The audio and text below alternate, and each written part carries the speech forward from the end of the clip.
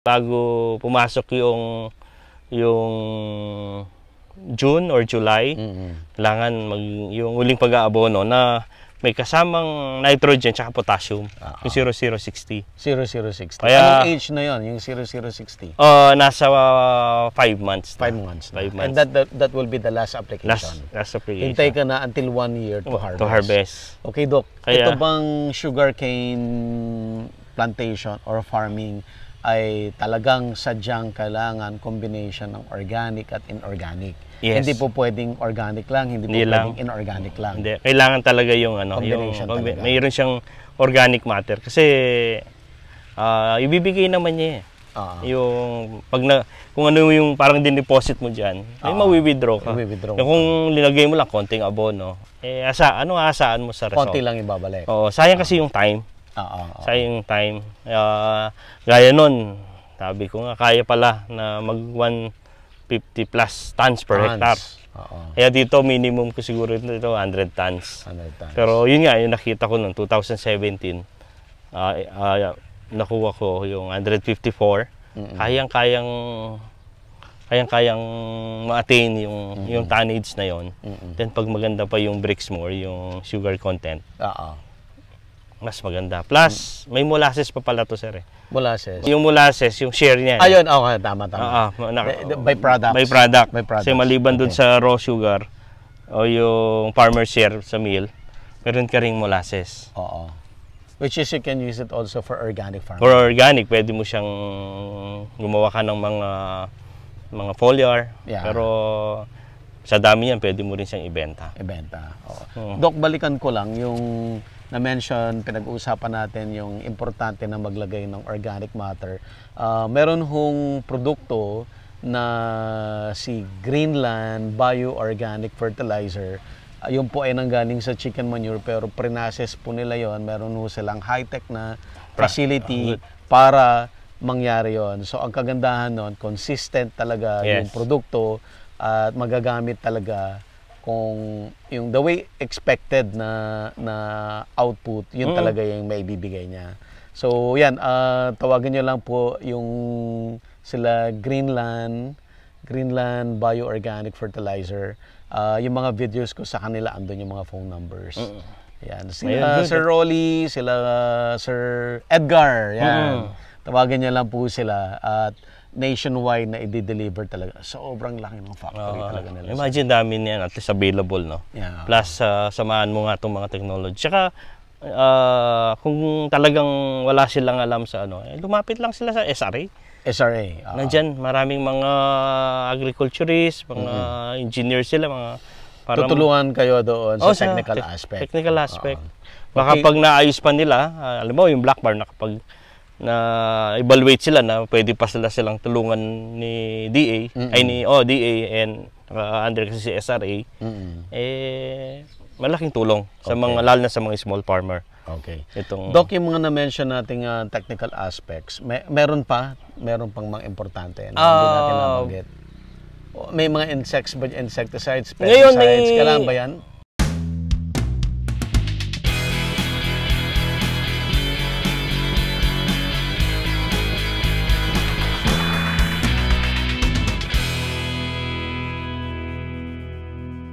Available na po ang agribusiness merch sa Shopee. Ang link nasa description box.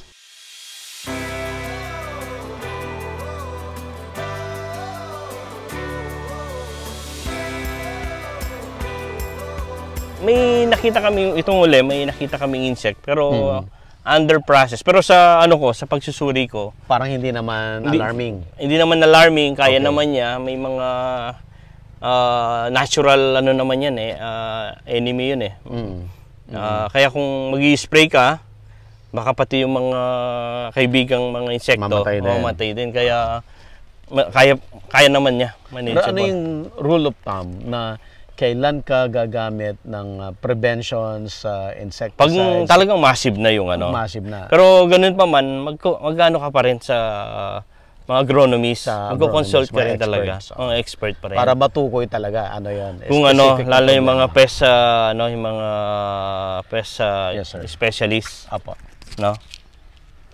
Ayan. Yun yung mga ano po sa cane business. Sa harvesting naman, na-mention na importante yung timing, kung kailan dadalhin sa milling. Yes. Otherwise, magde-deteriorate yung bricks. At bababa yung quality ng sugar. Alam mo dapat yung variety mo. Kaya Doc, ano yung best time to plant? Depende sa area. Okay. Ano yung dito sa Pampanga, ang best time na itong December na to. December. So why December? Dahil may moisture pa yung lupa. Oo. Pangalawa, pag nag-harvest ka, timing dun sa harvest. Baka nagtanim ka ng late na, pag nagbukas si mill, masasaraduhan ka na, hindi pa na-harvest. Hindi pa na-harvest. Ang sugarcane ba ay isang halaman na gusto niya na mas dry o mas wet? Sa average na. Kasi kailangan niya ng sunlight. Mas mahaba. Gusto niya maraming sunlight. Kung magaling ka na farmer, mag-irrigate ka. Okay. May galaw ka sa ilalim, sa ugat. Pero ang irrigation mo, yung buong life cycle niya, yung ilang beses ka normally mag-irrigate? Ako dito, 3 beses lang ako. 3 beses, which is within the first 3 months. First 3 months. Yan. Oo, pag nakita mo na malapit na yung rainy season, pwede mo nang hihinto. Alam mo na, tuloy na. Kasi yung ginastos mo sa pang-irrigate, susuklihan ka naman mas higit pa. Yes, sir. Aside from dapat may malapit na milling, okay, aside from that, ano yung best location where to plant? Ito siguro itong namin, Tarlac ang pinakamalapit. Itong mga near province. Alam ko yung Tarlac and Pangasinan, yung mga Pangasinan malapit sa Tarlac. Siguro pwede silang communicate muna sa mill. Kung kayang i-cater or sukatin yung distance. Yung check-in din yung kalsada, baka yung nagtanim ka rito, yung mga truck hindi pala kayang pumasok sa area mo. Alam naman, mabibigat ito, mga 30 tons ang 30 to 35 yung karga niya plus yung truck. Medyo mabigat. I-consider din yun. Plus yung mga kuryente na dinadaanan. Yeah. Aside from that, Doc, ano yung best, let's say, may klaseng lupa ba? May klaseng elevation? May klaseng... ito kahit medyo, basta nakakapasok si traktora. Yan na yan. Kaya. Any kind of soil? Any kind of soil, alam ko, pwede. Sa Bukidnon, medyo matigas dyan. Nakita ko daming sa Panay Island, sa Negros. Ang dami yan. No? Sabi ko nga, improve lang yung technology, variety, gaganda yung... Ang dito, hindi na yung tawag doon? Horizontal expansion, vertical na lang eh. Bigay mo lang sa... Pataasin mo, bigay mo yung... Kasi umikli na yung lupa, nababawasan, lumiliit. Let's face it, totoo yan, lumiliit talaga. Bigay mo na lang sa sa technology, sa nutrition. Baka susunod nga yung 150 plus tons natin, baka mapataas niya. Ako yun yung ganun ako eh. Sabi nga may yan eh, non-stop improving, parang yung mga kinukuhaan ko ng breeder sa PIC. Non-stop improving. Tuloy-tuloy yan eh. Kailangan nating mag-improve. So siguro yung mga ibang farmers na nang hinaan kasi hindi na kumikita or nag-stop sila dahil hindi kumikita, probably because hindi sila nag-i-innovate. Hindi sila nag-try gumamit ng technology at hindi nila talaga sadyang pataasin yung harvest. Kaya ganun yung nangyayari. Yes. In your case, sir, na-correct ko na. Na-correct mo lahat. Kasi dati ganun din. Ganun din kami. Ganun din, dumaan ka rin sa dumaan kami doon sa process. Sabi ko nga, nung time pala nila tatay, sabi ko, kung medyo open pa lalo. Kasi ako nakita ko naman, may sistema naman sila. Siguro, sa na rin sa panahon. Kaya ngayon, ang dali. Punta ka lang sa YouTube. gusto mong ganito, ganyan, matututo ka. Basta maging open ka lang sa technology or sa pagbabago. Okay. Sir, okay na tayo doon sa cultural management, the technology. Yung market, sir, kumusta? It's something na, paano sila, ikaw, like in your case, paano ka nagkaroon ng market? Ikaw lumalapit sa kanila, ikaw binovolunteer mo? Halimbawa ako, naka-under ako sa isang co-op. Okay. Na mayroon kaming, yung co-op namin, co-op sa marketing. Ano yan siya yung dahil may power yung volume Ano ba yung co-op namin? Ito na yung asukal niya. Sa isang namimili or sa isang trader, may volume yan May ano naman yan bargaining sila. Kaya last year maganda yung presyo. Alam ko ngayon sa amin 2.2 or 2.3 yata yung per bag. No? Umabot pa yan ng 2.8 Actually, dun sa presyo na yun, ano na yun, ako nakikita ko medyo, ano na siya, pwede na, pero alam naman natin sa ibang bansa, napakababa ng cost to produce nila. Sa atin, para bumaba yung cost to produce, mapa-improve talaga. Itong para makalaban din tayo.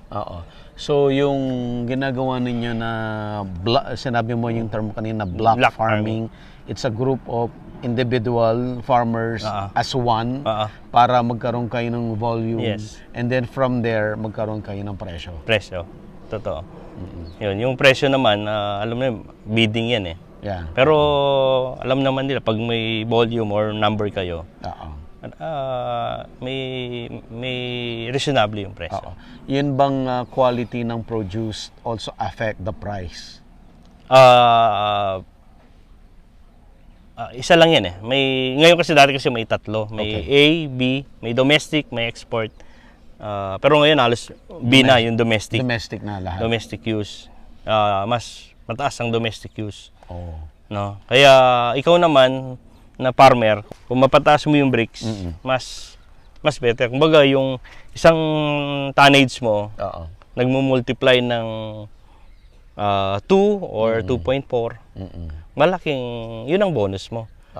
Kaya pag napataas mo, halimbawa yung ginawa mo yung sistema mo, yung maganda yung nutrition, maganda yung land preparation mo, maganda yung variety, timing yung pag-irrigation mo, and yung pag-abono mo, kung kaya mong i-split yan, hindi lang once, ako kikita si farmer. Na-mention mo rin na, okay, meron kang main market which is the miller. At the same time, gumagawa ka rin ng sarili mong market, gumagawa ka ng ibang produkto para may mapagdalhan ka. So, gaya ngayon, yung sabi ko ngayon, yung vinegar doon kami papunta, sir. So, somehow, sigurado na piniprepare mo yung sarili mo na kikita ka talaga. Kikita doon. Kasi tignan mo, sino bang di gumagamit ng vinegar? Lahat. Diba? Magpapaksiw or gagawing, alam naman, yung Pilipino mahilig yan sa suka. No? At may demand, sir, nababalik tayo gumamit ng mga natural na vinegars rather than yung nabibili sa mga supermarket na chemical, yung citric acid. Kaya lalo na yung health issue. Ito, cane vinegar, ito yung natural sa atin. Sayang yung potential nandyan na yan. Bakit hindi natin? Parang soft drinks yan. May buko naman. Bakit hindi ka inom ng buko, bakit bibili ka pa ng soft drinks? Ayusin yung mindset lang. Sir, last na lang. Puntahan natin, sir, yung industry. Kumusta? Ano ang kalagayan ng industriya ng sugarcane farming at ng sugar sa Pilipinas? Medyo nasa gitna, sir. Dito tayo. Ako dyan, nasa gitna Kaya malaking tulong yung yung tulong din ni government. Ang dati kasi nakita naming problem dyan, pa ako, yung smuggled sugar. Na nanggagaling Wala nang smuggled sugar ngayon? Hindi ko masabi. Sorry hindi po ako sa costume, pero Kayo po ang ano niyan. Pero minsan may technical smuggling din. Okay. Legal siya. Legal. Pero may konting illegal siya. Oo, halimbawa yung dati kasi nagkaroon kami ng issue ano niyan, yung corn syrup o kaya yung ibang klaseng sugar.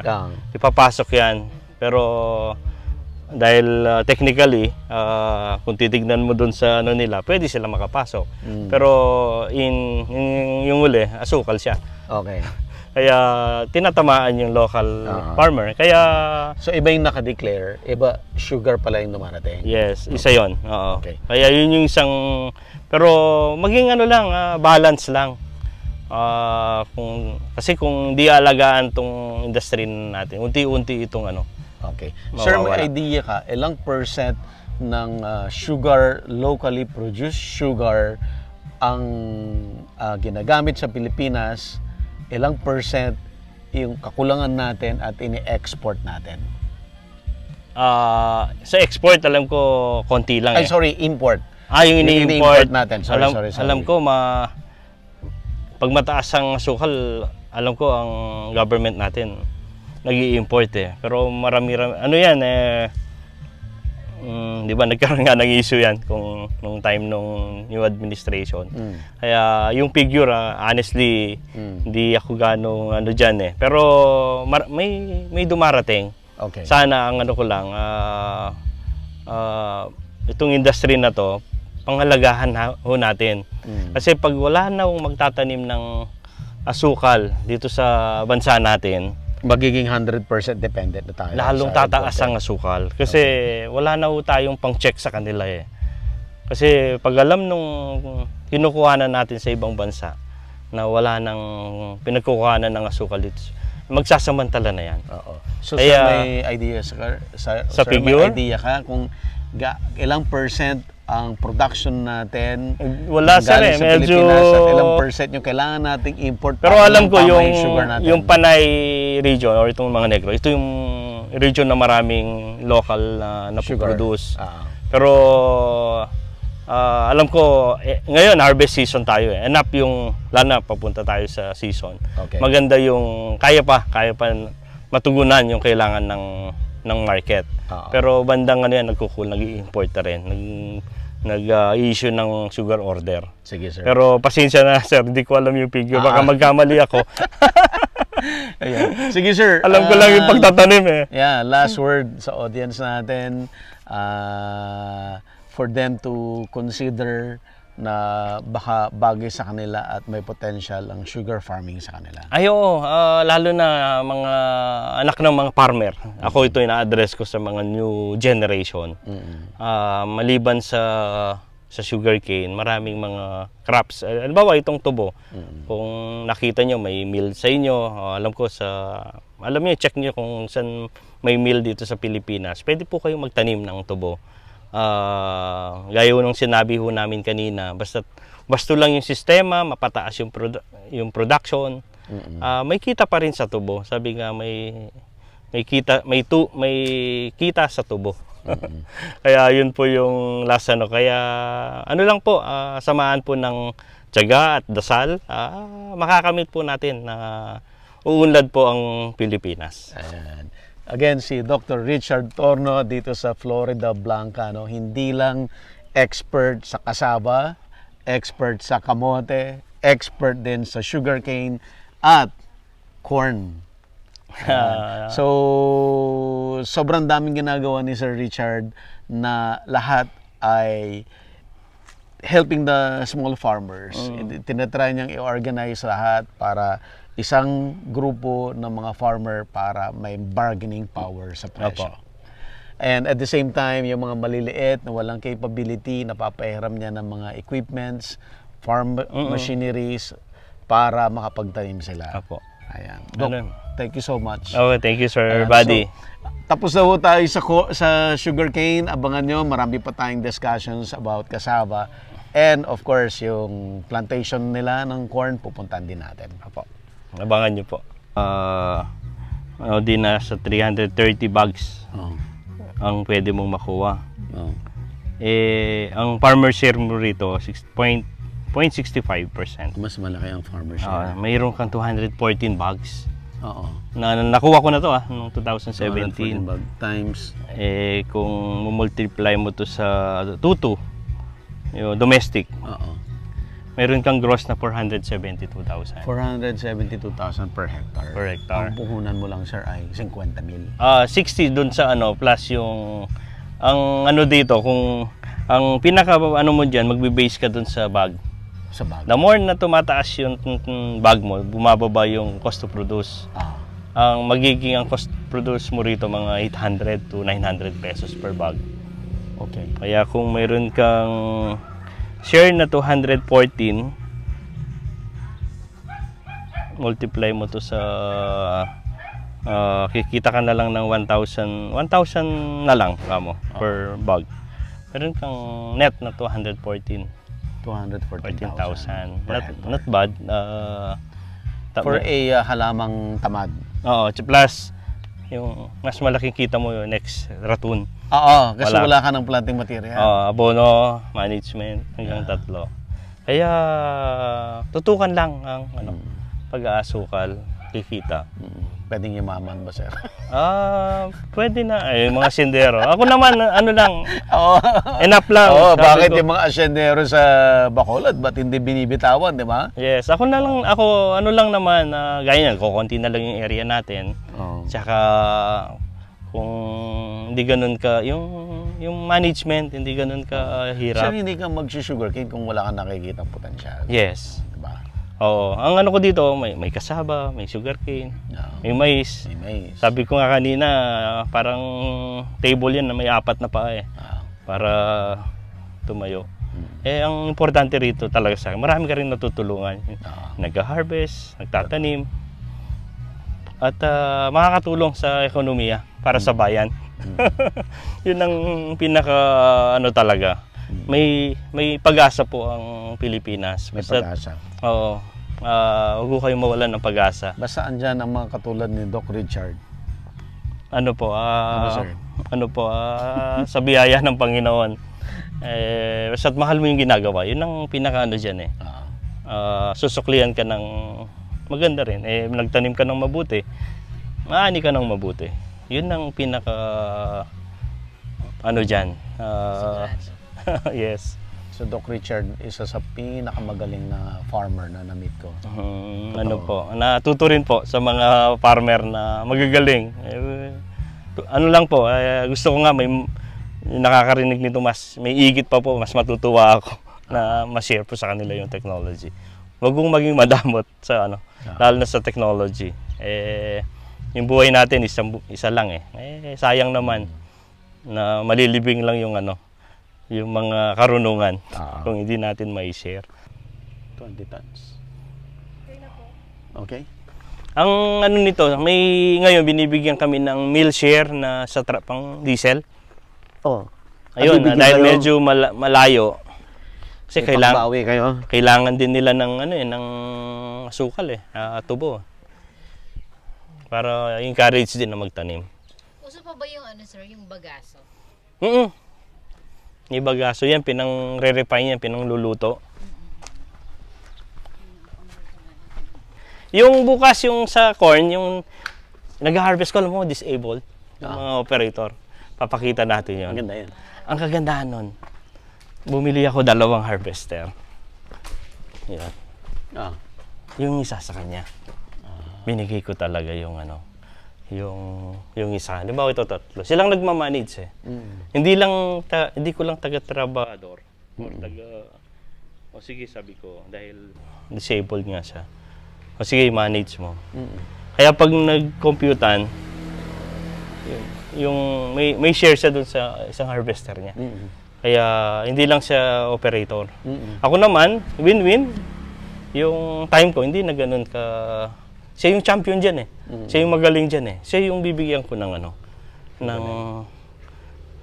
motivate din talaga sila. Kailangan ipasa mo sa kanila. Nagiging owner din siya. Yun yung bandang uli. Ako, katuwang mo talaga. Sir, parang ito papuntang San Ramon to. Hindi, Amias. Ito, itong kalsada na to, 6.2 kilometers to. Oh. Naiingi namin to sa World Bank. Talaga?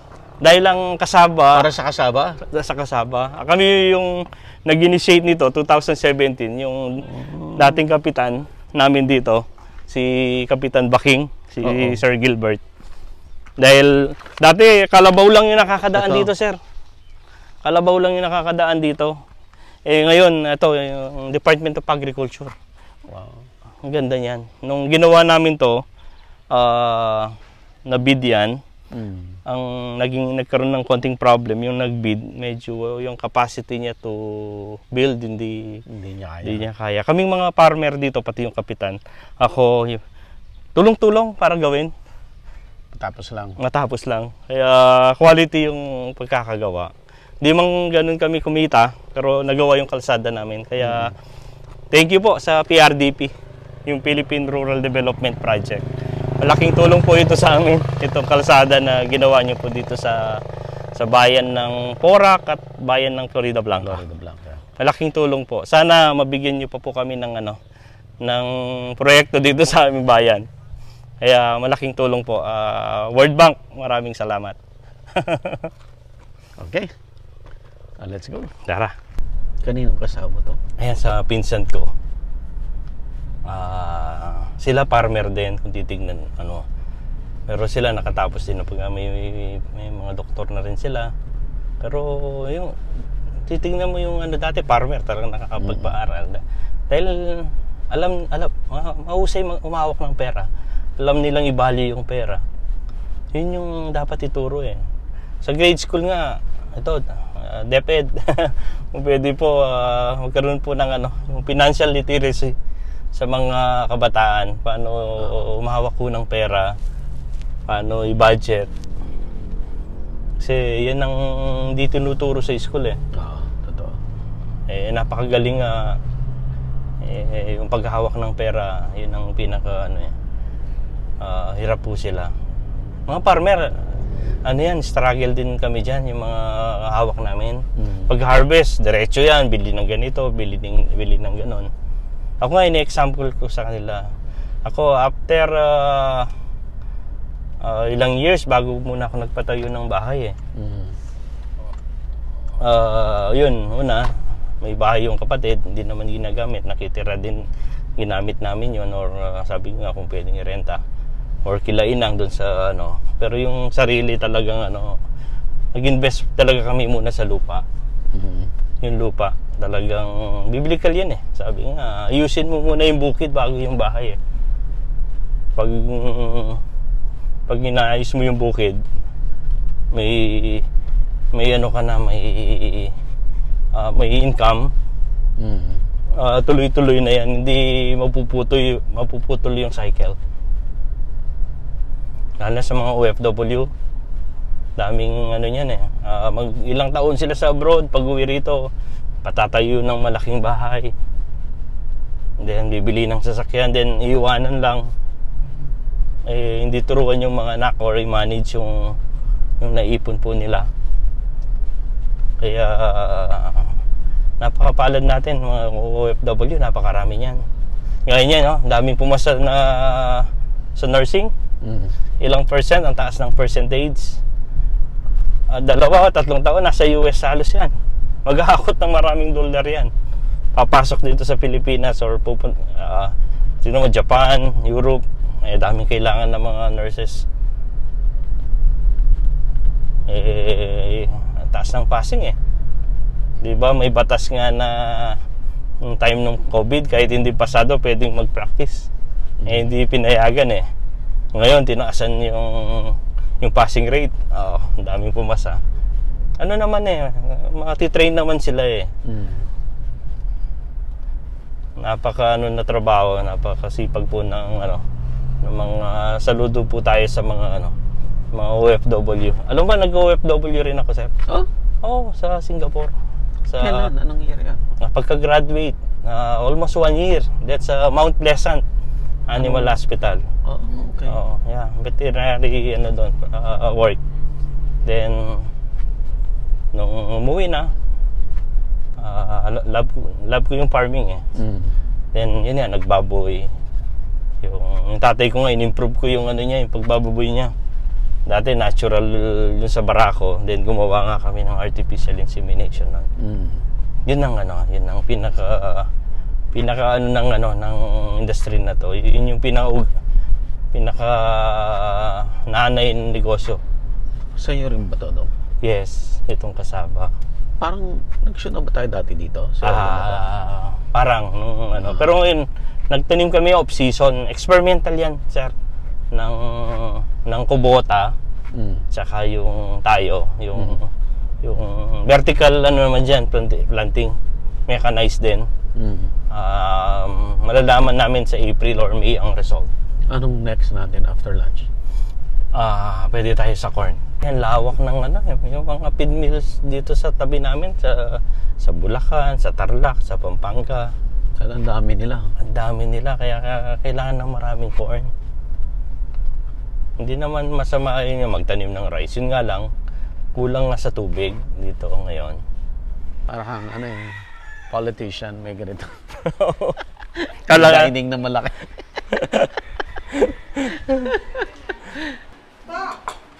Tara, sama na tayo. 20 lang pala sa Pia. 20 na si Pia. So yung ano, dinitrim namin ano mo sa management. Di siya ala namin magme-med siya then naka-enroll na sa Ateneo. Biglang nag-change yung mind dito sa nag-change na yung mind mo. Sa UP. Nag-UP siya dito sa Clark. Gusto rin namin malapit. Saka libre. Yun pala. Opo. Sudak mag-vlog ng guys. Tanggalin na natin ito. Ayan. Dok. Ito po yung rice and cassava.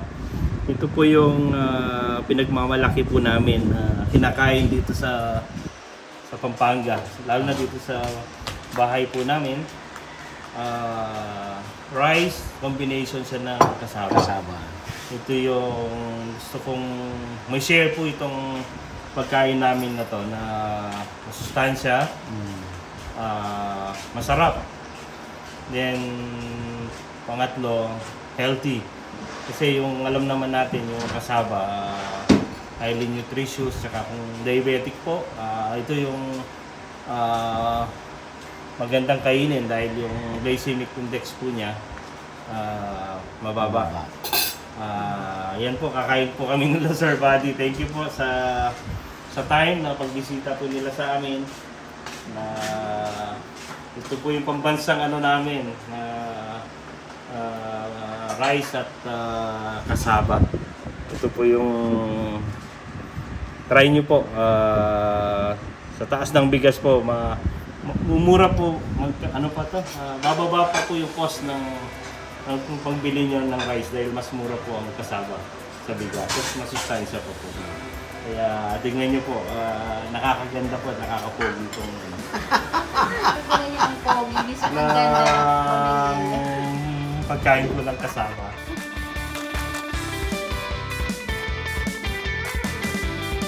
Kasama natin si Ma'am Sel Ocampo ng Inspired Learning Tours. At ngayon, pag-uusapan natin yung ating upcoming tour, Ma'am, sa Vietnam. Dalat City, Vietnam, sa January 24 to 27. To 27. Ba't naisip natin na mag-Vietnam tayo this time? Sa Dalat po, makikita yung talagang very advanced greenhouse technology.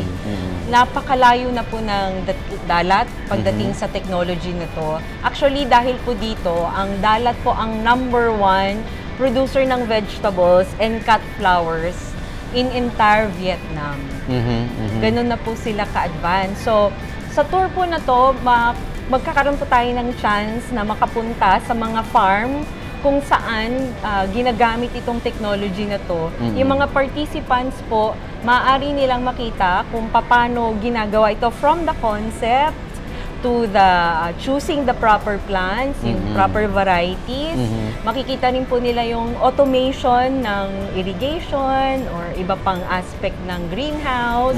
Nandito rin po yung mga technology na wala pa dito sa Pilipinas. Wala pa. Kaya napakaganda po na kung may mga farmers na gusto mag-invest dito, sana makita na muna nila yung standard ng greenhouse technology. Kasi talagang from the concept hanggang dun sa harvest, yung post-harvest at saka packaging, yun po yung makikita natin sa Vietnam. Wow. Talagang comprehensive po pagdating sa greenhouse technology. Sikat ang coffee ng Vietnam. Opo. Kaya sabi namin, hindi pwedeng walang coffee kasi pupunta tayo sa Vietnam.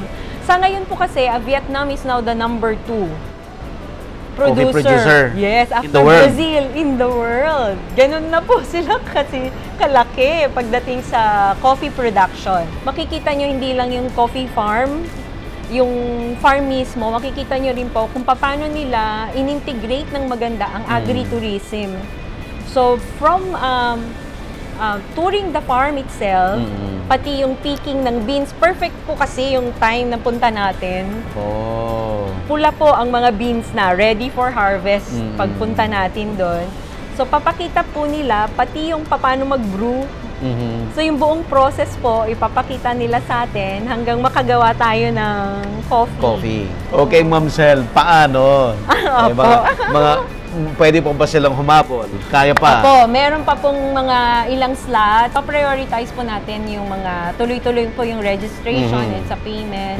So, mag-message lang po kayo sa Inspired Learning Tours sa Facebook page namin, or you can call 0917-506-6876 para po matulungan namin kayo sa registration. Ayan. Kasama po natin ngayon si Sir Buddy at ang kanyang team. Nauna yung topic nun, sir, parang yung social media in your farm. No? Yeah. Pero ngayon, level up na, sir. Oo.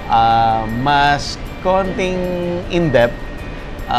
Pag-aaralan mo ngayon yung social media mo, paano yung nag-work, ano yung mga strategies, para mo interpret yung data, para magamit mo talaga doon sa decision making, paano mo ipopromote yung iyong farm. Available na po ang Agribusiness merch sa Shopee. Ang link nasa description box. Agribusiness, how it works. Instruct, inspire, succeed.